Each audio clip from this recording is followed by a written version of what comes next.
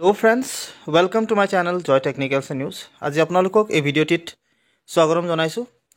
আজি আপোনালোকক এই ভিডিঅ'টিত মই জনাব বিচাৰিছো যিসকলে ইনকাম সাৰ্টিফিকেট এপ্লাই কৰিম বুলি ভাবিছে তেওঁলোকক কেনেকৈ আপোনালোকে এপ্লাই কৰিব ইনকাম সাৰ্টিফিকেট আৰু আপোনালোকক ডকুমেন্টছ কি দৰকাৰ হ'ব হেতুৰ বিষয়ে জনাম। যেহেতু আপোনালোকে মোক ভিডিঅ'ত মই আগতে যেটো ভিডিঅ' বনাইছিলো তাত আপোনালোকে বহুতে সুধিছিল যে ডকুমেন্টছ বিলাক সাধাৰণতে কি প্ৰয়োজন হ'ব আৰু গাঁওবুঢ়াৰ পৰা কিবা লিখনি লাগিব নেকি তেনেকৈ বুলি আপোনালোকে সুধিছিল। গতিকে হেতুৰ ওপৰতো আপোনালোকক জনাম গাঁওবুঢ়াৰ পৰা লিখনি লাগিব নে নালাগে, নে আপোনালোকে যেটো এপ্লাই কৰিব ইনকাম সাৰ্টিফিকেট হেতু ইনকাম সাৰ্টিফিকেট এপ্লাই কৰিবৰ কাৰণে আপোনালোকে কেনেকৈ গুটি প্ৰসেছখিনি কৰিব হেতুৰ মই দেখুৱাবলৈ চেষ্টা কৰিম।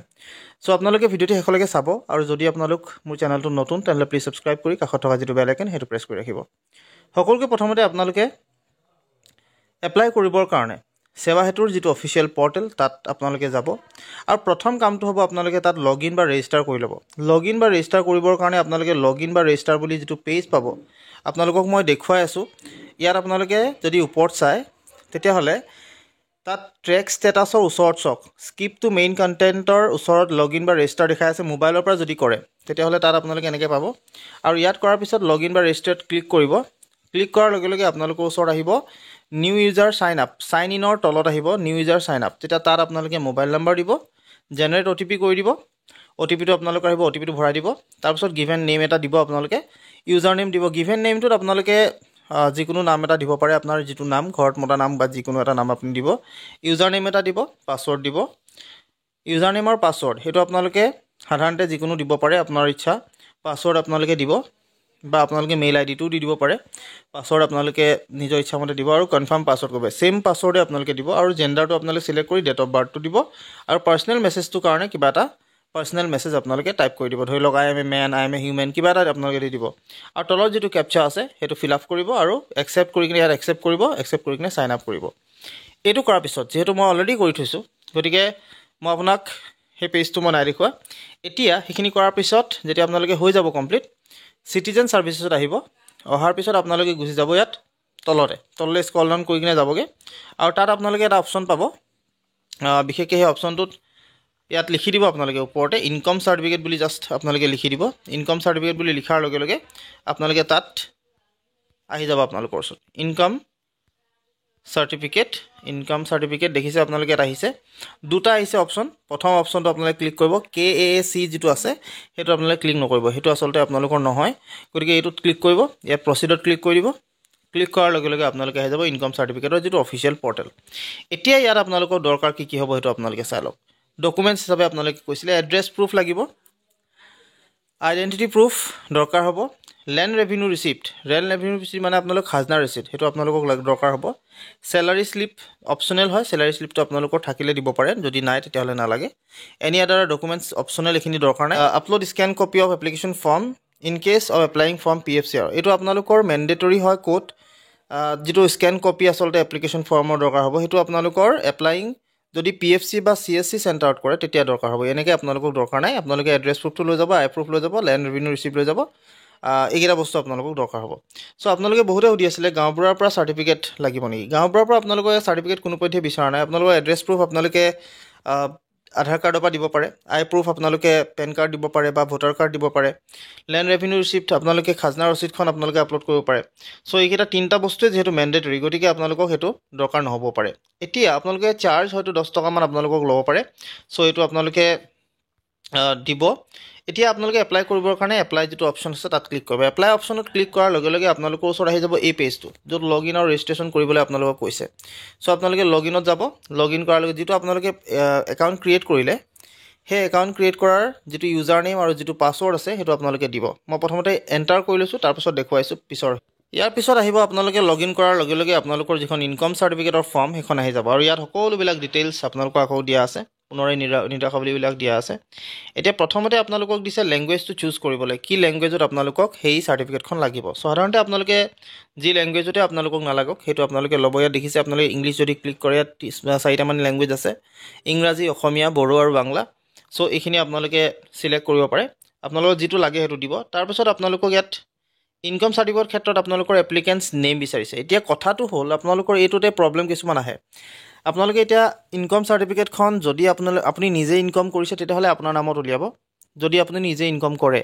যদি আপুনি নকৰে তেতিয়াহ'লে আপোনাৰ দেউতাৰ নামত উলিয়াব এইটো, কাৰণ আপোনাৰ ইনকম যদি দেউতাই কৰি আছে তেতিয়াহ'লে আপোনাৰ দেউতাৰ ইনকমহে সুটেবল হ'ব, গতিকে আপুনি দেউতাৰ ইনকমখন উলিয়াব। যদি আপুনি ইনকম নকৰে তেতিয়াহ'লে আপুনি ক'ৰ পৰা ইনকম চাৰ্টিফিকেট পাব, গতিকে আপুনি দেউতাৰ নামত, যদি দেউতাই কৰে দেউতাই উলিয়াব, আৰু যদি আপুনি কৰে তেতিয়াহ'লে কোনো কথা নাই, আপোনাৰ নামটো দিব পাৰে। এতিয়া আপুনি যেতিয়া দেউতাৰ নামটো ইয়াত আবেদনকাৰীৰ নাম দিব, যদি দেউতাই ইনকম কৰে তেতিয়াহ'লে আপোনালোকৰ এপ্লিকেণ্টছ জেণ্ডাৰ সেইটো দেউতাৰ সেইটো দিব, ফাদাৰ্ছ নেম, এতিয়া তেওঁৰ দেউতাকৰ নাম, ইয়াৰ পিছৰ যিটো আছে পাৰ্টটো সেইটো হৈছে তেওঁৰ দেউতাকৰ নাম। ফাদাৰ্ছ নেম মানে তেওঁৰ দেউতাকৰ নাম বিচাৰিছে, আৰু পিতাৰ নাম তেওঁৰ দেউতাকৰ নাম দিব। আপোনাৰ দেউতাৰ নাম যিহেতু প্ৰথমতে দিব, গতিকে তেওঁৰ দেউতাৰ নাম আচলতে তাত দিব। আৰু দিয়াৰ পিছত মোবাইল নাম্বাৰটো যিহেতু অট'মেটিকেলি আহিয়ে যাব, যিহেতু আপোনালোকে যেতিয়া লগ ইন কৰিব অট'মেটিকেলি আপোনালোকৰ লৈ ল'ব। ইমেইল আৰু পেন কাৰ্ড এইটো ইম্পৰ্টেণ্ট নহয়, আপোনালোকে ইচ্ছা কৰিলে দিব পাৰে। এতিয়া ইয়াৰ পিছত ৰিলেশ্যনশ্বিপ, সম্পৰ্ক বিচাৰিছে, অৰ্থাৎ ইয়াত সম্পৰ্কটো আপোনালোকে ইয়াত ক্লিক যদি কৰে তেতিয়াহ'লে কি হয়, যোনজন আবেদনকাৰী হয় তেওঁ কোন হয় আচলতে, আবেদনকাৰীৰ লগত কি সম্পৰ্ক আছে সেইটো আপোনালোকে দিব পাৰিব। তাৰপিছত ৰিলেটিভছ নেম, আত্মীয়ৰ নাম আপোনালোকে দিব, মিষ্টাৰ মিছেছ দি কিনে। তাৰপিছত ইনকম চ'ৰ্চ কি হয়, তেওঁৰ দেউতাৰ আচলতে ইনকম চ'ৰ্চ কি সেইটো আপোনালোকে যদি চিলেক্ট কৰে তেতিয়াহ'লে দেখিব cultivation, labour, business, service, pension, যি হয় আপুনি এইটো দি দিব। তাৰপিছত ইয়াত যেতিয়া আপোনালোকে কাল্টিভেশ্যন যদি দিয়ে তেতিয়াহ'লে জীৱিকা হিচাপে কি কৰে সেইটো দিব পাৰিব। কাল্টিভেশ্যনেই কৰে, গতিকে সেইটো দিব আপোনালোকে। তাৰপিছত টোটেল ইনকমটো তেওঁৰ কিমান বছৰেকত সেইটো আপোনালোকৰ এটা আইডিয়া ৰাখিব লাগিব, বা আপোনালোকে সেইটো দিব লাগিব। এতিয়া ইয়াৰ পিছত আহি গ'ল প্ৰথমতে এড্ৰেছ লাইন 1।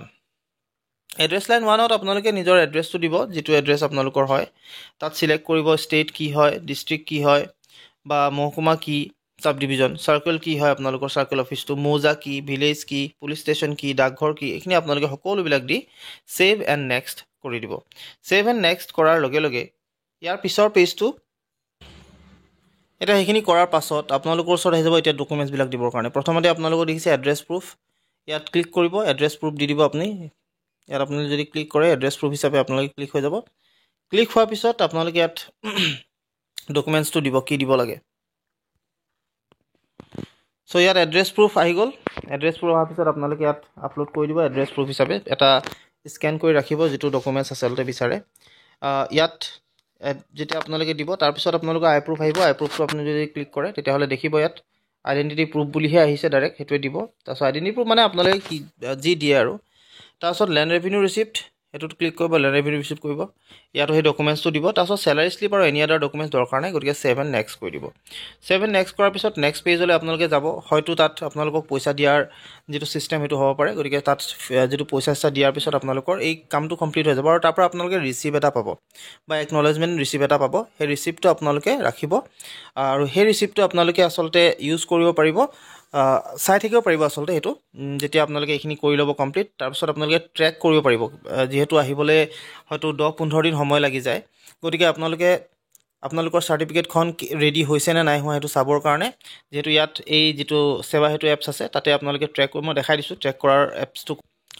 ফ্ৰণ্ট পেজটোত আপোনালোকে যদি চায় তললৈ, তেতিয়াহ'লে ইয়াতে আপোনালোকে দেখিব ট্ৰেকত ক্লিক কৰি দিব।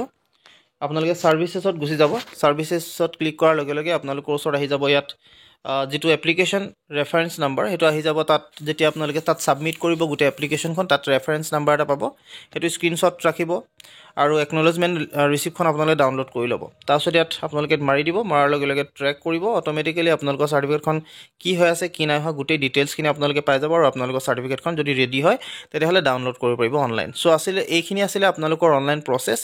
আশা কৰিলোঁ আপোনালোকে ভিডিঅ'টো ভাল পালে। যদি ভাল পালে তেনেহ'লে প্লিজ লাইক, শ্বেয়াৰ, ছাবস্ক্ৰাইব কৰিব, লগতে কাষত থকা যিটো বেল আইকন সেইটো প্ৰেছ কৰি ৰাখিব। আজিলৈ ইমানেই, ধন্যবাদ।